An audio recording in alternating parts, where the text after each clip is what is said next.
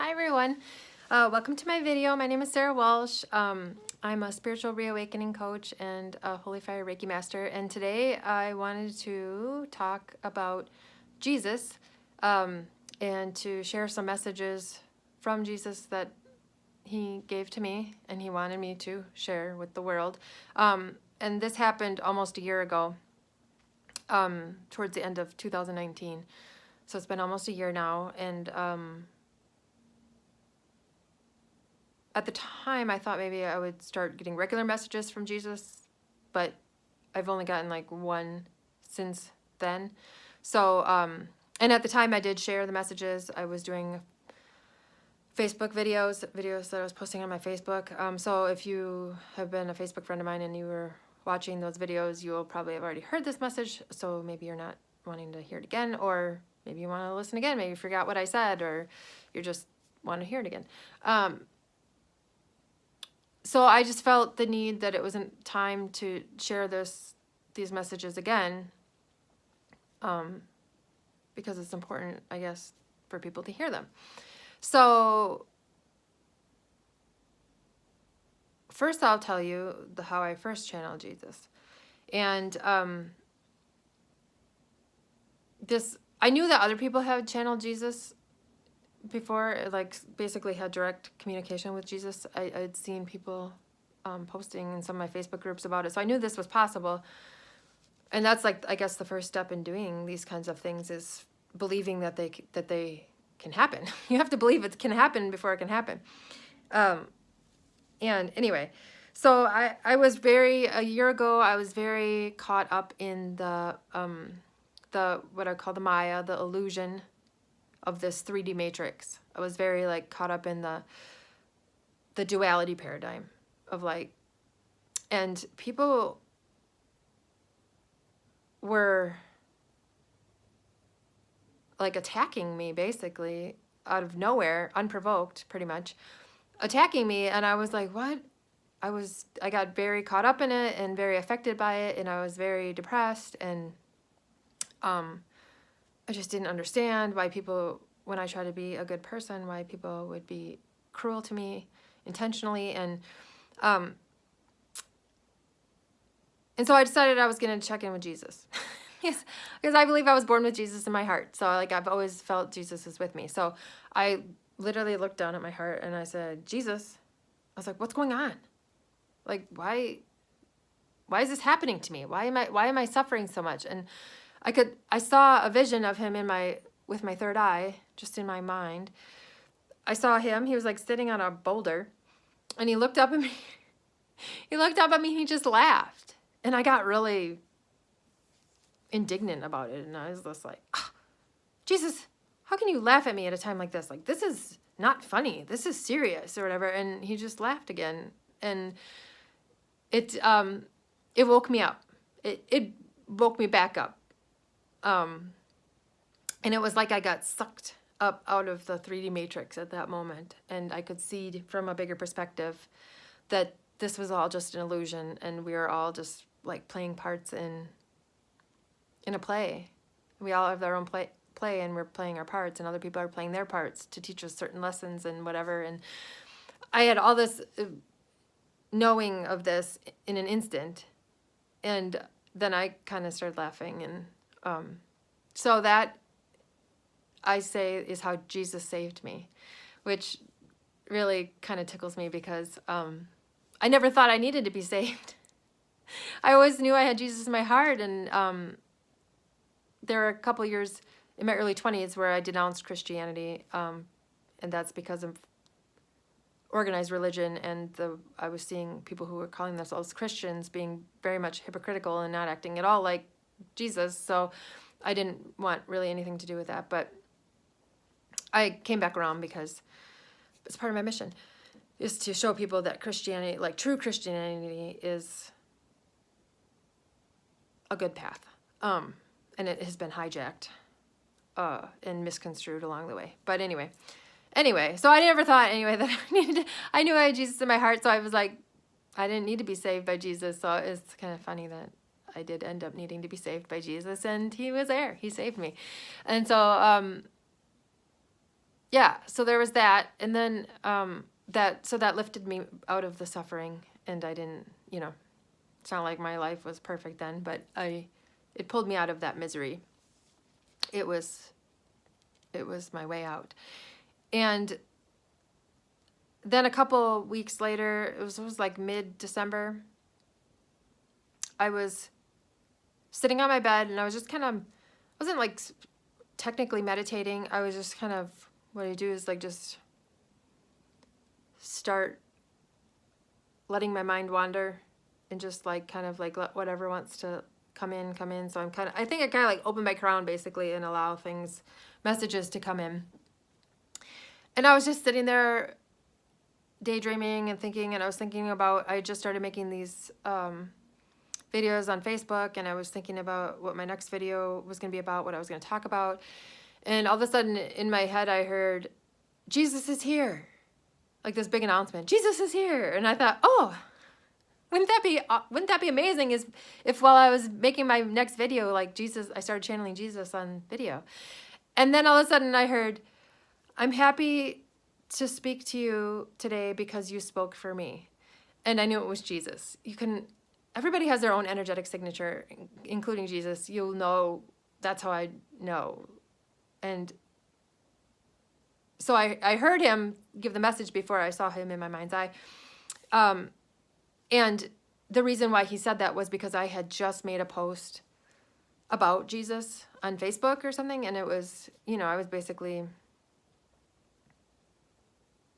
I don't even remember what the post was about now, but it was something about Jesus. And, it can be a little, I guess, controversial to post religious beliefs or things on Facebook or whatever. But anyway, that's why Jesus said, I'm happy to speak to you because you spoke for me. And then I was like, oh my gosh. Like, okay, Jesus is here now. Like, I was like, oh, right now, Jesus is here. I was like, okay, all right, let's do this. Okay, I'm ready. And then I could see him in my mind's eye again, like I did the first time. I think again, he was like, it's like he's just chilling on a boulder. And he was like doing charades with me is basically what it was like. So I saw him and I saw he had the word love in like pink neon letters. Like he had like a neon sign, on his chest that said love. And it was like super bright. And then through basically telepathy, I got the message that he wanted me to tell people that it is our job to embody love as much as possible in each moment, that we are supposed to like be the frequency of unconditional love, of divine love, and to broadcast that out as far and wide as you can wherever you are in every moment. Like that is our job, is to do that. Like the more people that can do that, the faster that this world will change for the better. So it was be love and broadcast it out. Like a lighthouse. Wasn't part of that message, but now I'm thinking it's kind of like being a lighthouse. Shining the light for other people to be able to tap into it or see it, feel it, experience it. And then he gave me another message and he like hugged himself like this. And the message was that we are supposed to show our love to each other, not just with words, but with physical actions.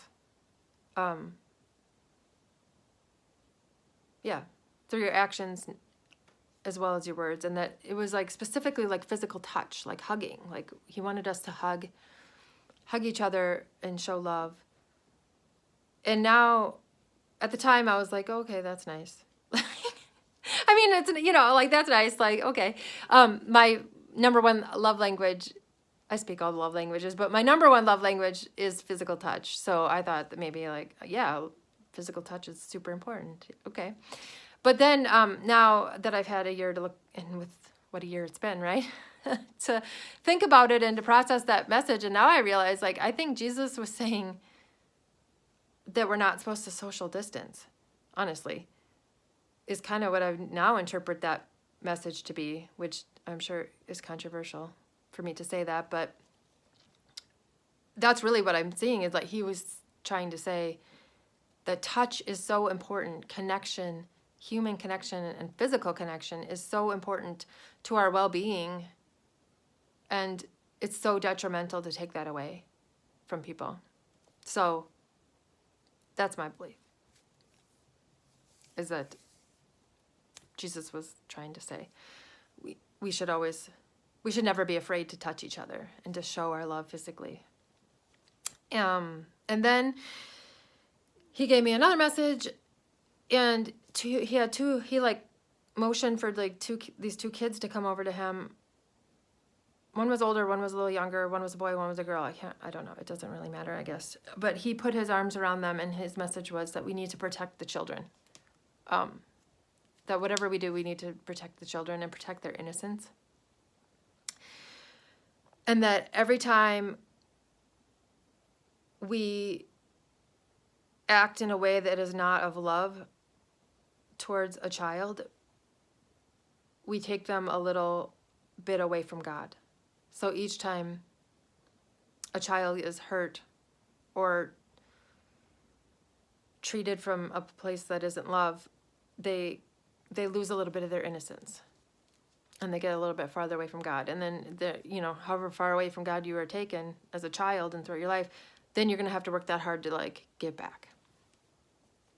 Is kind of how I see it now. And he was talking about our personal children. If you're a parent, your own child, your own children, and that it's important that and I've always felt very strongly about this. I've always loved children. I'm very passionate about children, and I've always tried to keep children as innocent as possible, because this world is corrupt.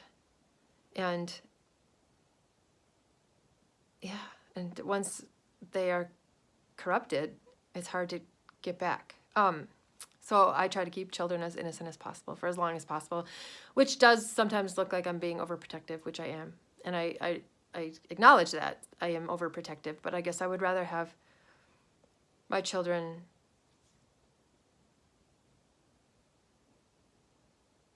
stay innocent, as much as possible, as long as possible, is more important than and teaching them what is good and bad before they're exposed to it, so that they can decide for themselves, and they can, but anyway, so I've always felt very strongly about children and protecting children. But now I also know that not only was he talking about our individual personal children, that we need to protect them, he was also talking about the children of the world who are being hurt. In a way that is the worst evil that could ever exist is actually happening in this world on a grand scale. Honestly, it's a business. The trafficking, specifically the trafficking of children. And terrible things happen to these children. So he was also talking about that, and that it's time now to stop that, to put a stop to that. It's time now to protect all the children of the world from the evil and the corruption. Which, that message also took this whole year for me to really integrate and fully understand. Like, there's just like multiple layers to these messages that I only saw one layer to the message at the time, and now I've processed it and thought about it throughout this year, and now I see that there were multiple meanings and layers to these messages. And then I asked him if he had any other messages, and he just kind of chuckled, and he said, "Be kind." And at the time, I also thought, okay, well, that's nice. Like, okay, that's a nice message, be kind. But now I've also had, through my own experiences and whatever this past year, I realized, like, the message there is being kind, which basically means you're coming from a place of love, is the most important thing. It's more important than anything. It's more important than being right. It's more important than fighting people on your opinions and so I really try to instill that in my children strongly now, of like, especially my older son, he tends to be like he wants to be right and prove how smart he is and that he's right. And so I have to like constantly like try to remind him that being kind is more important than being right. Being kind is the most important thing. If you're being kind and coming from a place of love, you're never going to go wrong. That's always the right answer in any situation, in any circumstance, for any reason. Being kind is, if you choose that, you'll never be wrong. Like, which is kind of, I guess now I think about it, it's kind of funny, kind of ironic of like, being kind is more important than being right. But if you're being kind, then you're always being right. So that was the message there. So those were the messages I got from Jesus. And then after a week or two after I got those messages, I saw in my Facebook group where, like I said, I've seen people who channel messages from Jesus and other ascended masters and higher dimensional beings. And someone was posting this message from Jesus, and it was this long, like flowery, all this pretty eloquent wording message. And I asked Jesus, and I said, what the heck, Jesus? I was like, how come you give her that like long, beautiful message and you give me like charades? And he laughed like he does. He likes to laugh. And he said, Sarah, you would have hated it if I gave you the message that way. He said, after like the first couple sentences, your eyes would have glazed over, and then you would have been irritated because you would have had to go get a pen and paper and start writing it down because you had to write it all down in order to remember it. And he's like, you wouldn't have liked that way. And I was like, oh, yeah, you're right.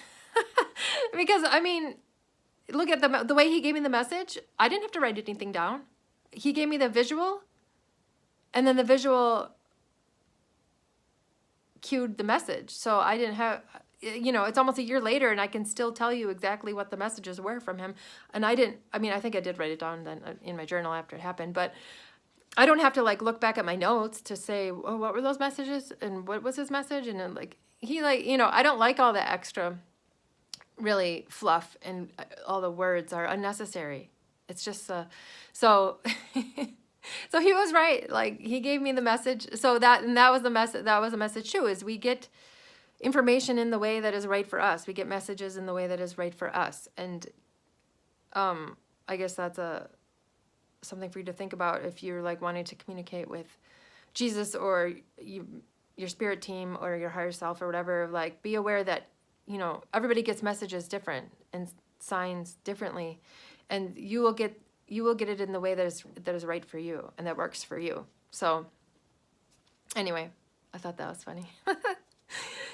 So those are the messages from Jesus that I felt guided to share again now that I've thought about them more and understood them better, and that this was a good time to put those messages back out in the world again.